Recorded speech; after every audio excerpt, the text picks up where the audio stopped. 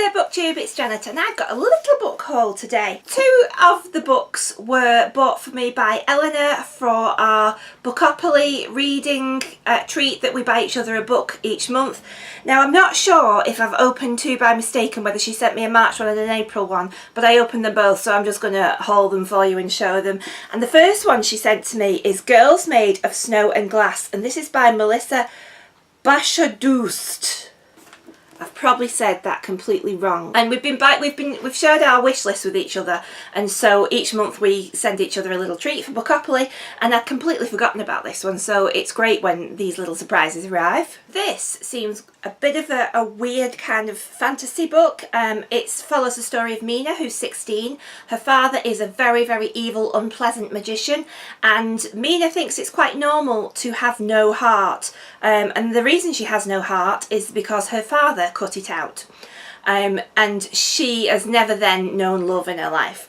But then she gets to go to the castle of the king, and she has a plan to make the king fall in love with her, and then she can become a queen. The only thing is that she's going to have to be a stepmother to his 15-year-old daughter, who looks just like her mother. And this daughter, her name is Lynette, is apparently made out of snow. That sounds nice and weird, a bit of fantasy but a little bit of a dark undertone in there, so that sounds just my kind of thing. The other book that Eleanor sent me that I was thrilled to receive is The Diary of a Bookseller by Sean Bithell, and I'll just let you wallow in the beauty of that cover for a moment.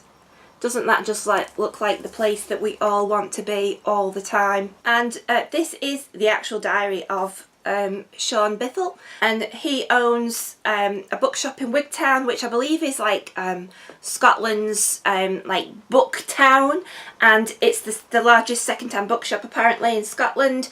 It's full of twisting corridors and roaring fires, and it's behind the scenes of his life there, and I'm really keen to read that one because it just sounds like an absolute joy to read. I got a little gift from my husband, and this was because I was just chattering on and I was looking at the books, you know, the books lists that come up all the time of the best books to read before you die and things like that, and I know that I've never read any books by Tolkien. And I remember at primary school being given a copy of The Hobbit to read, and it had such tiny writing. It was one of those books that, you know, like even as a child with good eyesight you'd need a magnifying glass to read, and I just couldn't tolerate it, couldn't get into it, and I've been put off Tolkien for life. I know a lot of you may be gasping out there, but I thought, do you know what, I really should see what it is about it. So I thought, well, maybe The Hobbit is the good place to start, because I do believe that's aimed at more of a middle grade audience, so you know that might not be too much of a challenge for me. So I have ended up being gifted The Hobbit, and this is the illustrated version, and just because it's such a beautiful book it makes me want to read it. It's got the most, I was going to say the most beautiful illustrations, but that's a great big spider. The illustrator is Jemima Catlin, and it just seems like an absolutely gorgeous thing to have and to read. There's some kind of creature in there. I know nothing about these books. I know nothing about The Hobbit. I've got a vague idea of the world because I have seen the Lord of the Rings films, but that was such a long time ago. So it is a completely new phenomena for me, so I'm hoping that I will be drawn in and understand what it is that everybody loves about these books. This book actually, it's like, can you hear it? It's like one of those really dense, satisfying books. So yeah, I'm really keen to read this actually, because it's such a beautiful thing. And next I've got to show you, if you've watched my channel before and seen previous hauls, you know that my husband did the old buy with one click at Christmas, put everything in the basket from a wish list, so things keep appearing, and he inadvertently, but good for me, put books that I had on pre-order or hadn't come out yet in the wish list, and so 3 have arrived and I'm very pleased to show you what they are. So the first I've got is To Kill a Kingdom by Alexandra Christo. This is a tale of sirens, and I'll just read what's on the back because it just sums it up so fabulously. And the first line of it says, "I have a heart for every year I've been alive. There are 17 hidden in the sand of my bedroom. Every so often I claw through the shingle just to check they're still there, buried deep and bloody."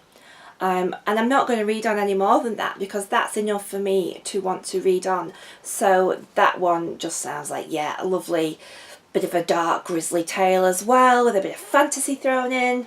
Next is the paperback edition of Born by Jeff Vandermeer, and I believe this is a sci-fi novel. I believe it's a little bit weird, this one. It says, in this ruined city of the future, Rachel scavenges a strange creature from the fur of despotic Burr. She names him Born. He reminds her of her homeland, lost to rising seas, but her lover, Wick, is intent on rendering him down as raw material for the special drugs he sells. Nothing is quite what it seems, and if Wick is hiding secrets, so too is Rachel and Born most of all. And the comment on the back from The Guardian says, "Deeply strange and brilliant," and I would definitely agree with the deeply strange. I'll decide if it's brilliant when I've read it. So there's that one. And then finally I've got to show you is one that I was so thrilled that he'd actually bought because I was longing to read it. And this is Big Bones by Laura Dockrill. I've heard nothing but fantastic things about this book. I've seen it on a few channels in BookTube, and it just sounds like the absolute perfect read for this time of year when the weather's getting a bit more warm. And it's all about Bluebell, aka BB, or Big Bones. She's bold, beautiful, and beginning her summer holiday, but instead of relaxing she's being forced to write a food diary, and she's a lot to say. Then an accident upturns her family, and BB finds it's not just her diary bringing unexpected change into her life. And Max with the dimples, will they ever move beyond latte art and chamomile tea? And I believe that it is actually in the form of BB's food diary, so I just think it sounds like a brilliant concept, and I am desperate to read this one, so I don't think it'll be very long before I dive into it. Let me know if you've read any of these and what you think of them, and let's chat in the comments down below. I will see you all soon, BookTube. Keep reading. Bye!